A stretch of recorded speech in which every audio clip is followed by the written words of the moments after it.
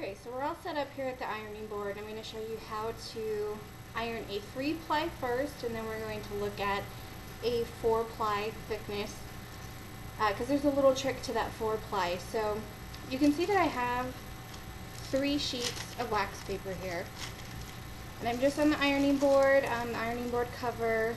You can use an ironing cloth if you want, but I actually found that the ironing cloth started to stick because the wax will absorb a little bit into that cloth.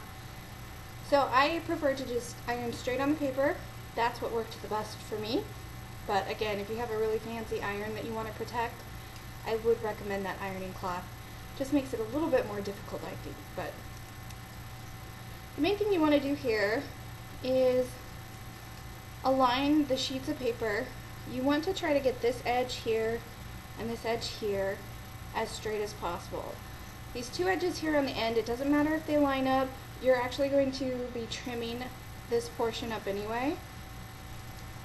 So you want to try to just have a straight edge here at the top so that you have something to give you that line when you're going to cut, something to keep it straight. So do your best. It doesn't have to be perfect, but just do your best to line up all of the sheets of wax paper. And then I've got my iron heated here. There's no particular setting that you need to have the iron on. Just the main concept here is just the heat is going to melt the wax paper and cause it to stick together.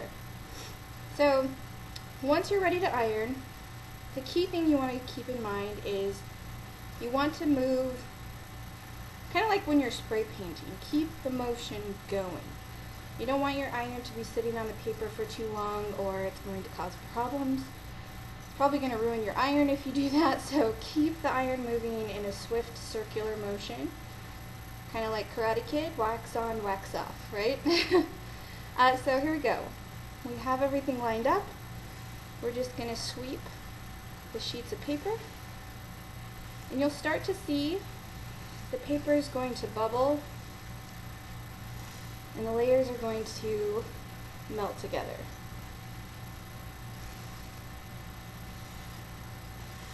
So that's pretty much that side's done. Now I like to flip it over too. You can see here, I think you can see depending on how well the camera's doing, but you can see all of those bubbles starting to form immediately, adding that nice texture. And that's exactly what we want. We don't want this to be perfect. We want those bubbles and those little grooves in the wax paper, because that is what makes it look like shell. But again, just keep the iron moving. If you see an area that's looser than you'd like it to be, so if you picture yourself cutting a strip through that area and it not holding up, then just kind of focus on that area a little bit more. Go over it with your iron a little bit more. But otherwise, that's the 3-ply. So you can see here, it's got some nice texture, some nice veins going through it. Now to make a 4-ply, you're actually just going to take this 3-ply and just add another sheet on the top of it. I found that if you tried to iron all 4 together all at once, the heat doesn't take all the way through the 4 layers. So you just want to line this up at the top again and the bottom, try to get it straight, and then hold it down a little bit on one side, and you're just going to do the same thing. So just iron over the top.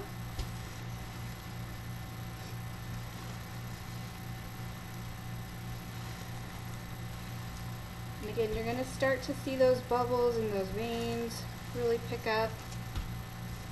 And you should be able to see that it's not going to move. So when you go like this, you're not getting motion on the paper, it's sticking. You can flip it on the other side, iron again, just kind of keep flipping it.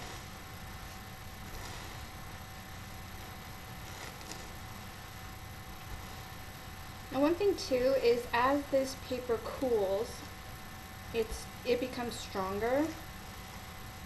So you might be looking at it right now and you might say, man, that's not working. Let it set up for about 5 minutes or so as it cools, it really starts to set in. And you'll notice that it's firm and it will be thick. It'll be the thickness you want it. And it'll have that texture.